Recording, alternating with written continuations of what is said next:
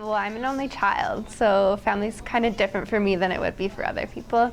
I basically put a lot of views as in family as like my mom is my main source of family, and all my cousins and stuff are a lot older than me. Like they're in their 30s, so growing up I never really got a chance to kind of connect with them in that way. So family for me is more about like friendships that I make, and even right now I live with my boyfriend and a roommate, and then I would consider them like my family, and the friends that we've accumulated together, definitely we all call each other family. So yeah, it's a little different than most people, I guess. It means people that you can rely on and gather with to celebrate, who take responsibility for each other.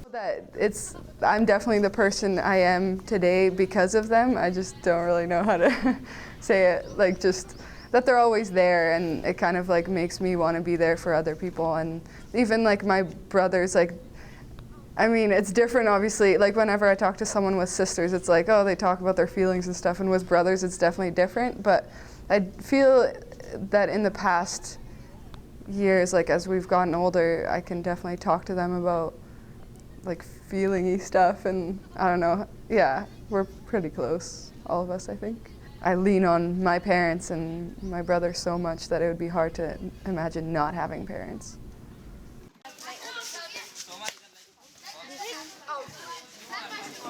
Well, in Canada, I think that families are really closed off. Like there's no room for openness and kind of having a large family. It's more like your close connections, whereas in India, I picture it to be like everybody's kind of one big family. And I think the structure that way will just be super different. And I'm reading a book right now on India, and it's about like this guy that lived in the slums in India, and he said that it's kind of like a big mansion and everyone has separate rooms that they're all living in, and it's just the same house and they're one big family. So I think that'll be cool. I think just family is the people you trust and can rely on, and in my experience, it can be anyone. It doesn't have to be blood related or marriage or what have you, and I'm not sure that that's the norm in India. So it would be very interesting to see how that compares. The family structure here is that we have mummies, we have staff who have been here many, many, many years. The staff have children, we have our children, we have children who have gotten married, we have grandchildren. We do have events where everybody comes home. I hope they all see each other as brothers and sisters. I think they do. There's certainly a level of fighting. There's certainly children who don't get along with other children. And I do think that they have each other's backs. If somebody at school says something to them, you know, they're going to have to face the Sri Ram family. I feel lucky that I have such a big family because I never feel alone, because everyone in life is scared to be alone. In this place, I can never feel that I'm alone because there's always somebody around, babies or someone like in teenagers. They're all around me, so I never get bored. And never feel like that I'm getting less love, because there's always someone standing, you know, giving me love. So never feel that way, and feel blessed to be here, to be part of this family. This is a place where you can really say is your family, rather than, because when we go out, everybody asks about your family, and then they'll ask how many sisters do you have, and then for a second I have to think, and I'll just say I have one sister. Because in real I have only one sister, like my blood relation, and that's Jyoti. I think you have met her in Amritsar. Yeah, but like this time I said I have one more sister, and I said Punita, and then everybody was like, oh, how many sisters do you really have? I was like, I have no idea.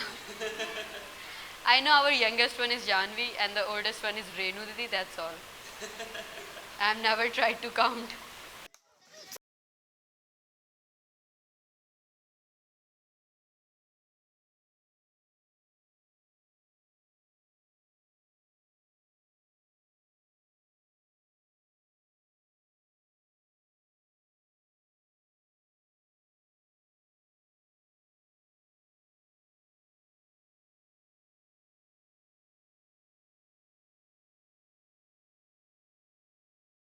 so individual and we're all in our own shell, and you would never like run into a bunch of people in one day and then start calling them brothers and sisters kind of thing. Like that just wouldn't happen here.